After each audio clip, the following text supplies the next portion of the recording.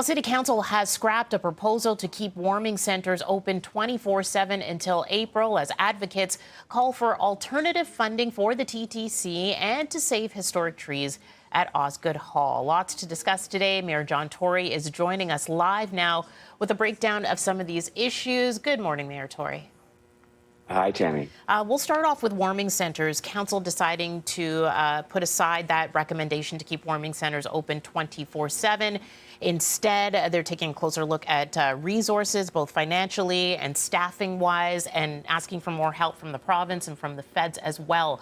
But do you think that this goes far enough to deal with this urgent problem with people who are dealing with homelessness today? Well, Tammie, I have no doubt there will be more done, but I think what the council said was to kind of what sounds like a simplistic answer, let's just open up a network of warming centers 24/7.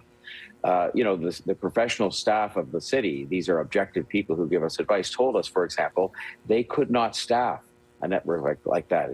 People know there's a labor shortage out there. Well, that applies to government too, and to people that help with working with people experiencing homelessness. So they told us, for example, they couldn't staff those. Where were they going to be?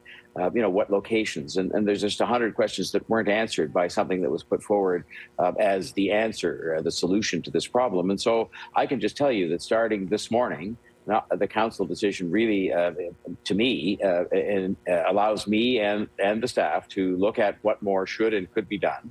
And that includes getting more support from the other governments. We pointed out during the debate yesterday, of the 8,000 people per night that we're sheltering in the city of Toronto, 2,700 of those are refugees.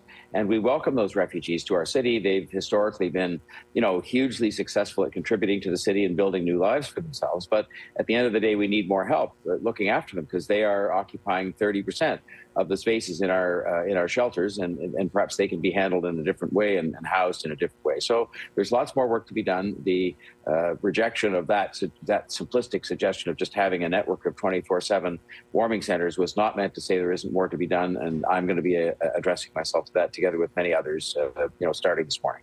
And will warming centers then, excuse me, be open, the threshold for them opening up at -15 and opening at 7 p.m. to noon? Is that something that will change? I think it will. It already has. If you look at, they've been open 70 days so far in this kind of winter season. 40 of those days have been days when it was not as cold as -15. In other words, we took a pragmatic approach, and I make phone calls myself. When there's a snowstorm coming or something that's bad weather that may not involve extreme cold temperatures, they have been open 40 of the 70 days.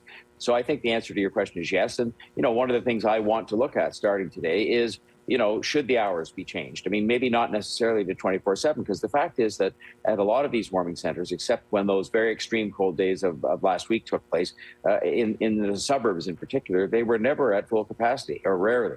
And so you've got to look at this not from the standpoint of some kind of a one-size-fits-all solution that was put forward in a kind of simple way by those who are advocating for 24/7 shelters across the city, and rather look at what we can do in a more, sort of surgical and effective way to make sure we provide for those who need our help and who may not be getting it. Okay, we've been talking about this morning here on BT, TTC transit safety, after we had that wave of violence on the transit system. 80 new officers now deployed to the system itself over the last little while. Have you been in contact with police to see whether or not there has been a decrease in incidents? Because anecdotally speaking, just from here in our newsroom, we haven't heard as many serious, severe incidents happening on the TTC since. We don't yet have a formal report because they like to have these things go for a period of time that's reasonable and not sort of say, well, because for 2 days there was something that happened, that this is a success. I will say to you that the real question for the moment, and there was some discussion about this at City Council yesterday too, there are people out there on the City Council who oppose this and just say they think it was wrong to put officers on the subway. I vehemently disagree with them. I believe that when we were faced with that situation where there seemed to be a kind of an accelerating series of events taking place, the right thing to do at that moment to provide the most urgent response and to make people feel safer and in fact be safer was to do what we did. And it wasn't confined to police officers. It included streets to homes, workers to help with people who are experiencing homelessness, and some people trained in dealing with mental health issues. But to my mind, it was absolutely the right thing to do. Those who argue about the cost, I think was just, it's a very politicized argument to make that argument. The cost was worth it. in terms of what we have as a primary objective, which is to keep the system safe. And as soon as those numbers are available from the police and the TTC, we'll share them publicly, whatever the result may be. But I believe it made an important difference at an urgent time, was the thing we could do on a short-term basis to make people feel safe and be safer on the TTC, which moves millions of people safely every single day. Okay, I'm going to move on to the Osgoode Hall trees. We know that there's an injunction currently underway that's stopping Metrolinx from cutting down any more of those trees in the construction of the Ontario line right now. And that injunction is in effect through tomorrow. But what is your stance on this heritage versus progress here when it comes to trying to build up this transit line and what's going on with these trees? Well, I mean, I start from the proposition that we absolutely positively must build the transit. And I will say to you that the city commissioned an independent expert to say, well, was that Osgoode corner, if I could call it that, it's the northeast corner of Queen and University, the best corner on which to put the subway station? And the answer came back yes. And I didn't tell those people what to write. I somehow wish they'd written otherwise. But look, I also think Metrolinx just doesn't do a good job. They don't do a good job when it comes to actually sitting down with the community. Even this week, I'm told that when the injunction has been in place, there could have been some time spent trying to find a better way. And have, they say they've had 17 meetings. Well, good for them doing that. I mean that also in all sincerity. How about 18 meetings or 19 meetings? There's nothing wrong with consulting the community.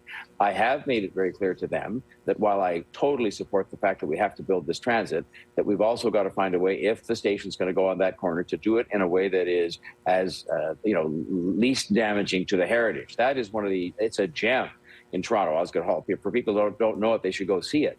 It's a gem. It's a heritage building. It's beautiful grounds. It's a beautiful fence that is itself heritage. And the trees, it's one of those things where, I mean, the city used to be entirely covered in trees everywhere. And as we've had to build out the city, there are fewer trees, although we're doing a good job of preserving our tree canopy. So I just think that Metrolinx has to really up its game when it comes to community relations in all the transit we're building. $30 billion worth. I think that's terrific. We're doing it. I think we should do it as quickly as possible, but without care and sensitivity. And I think that's maybe, where they've been lacking in a number of projects over time. And they'll be upset with me for saying that, but it's just the facts, that they're not as sensitive as they need to be going forward as we build $30 billion worth of transit. This is one important example, but not the only one. All right, Mayor Tory, once again, thanks so much for joining us this morning for this weekly check-in.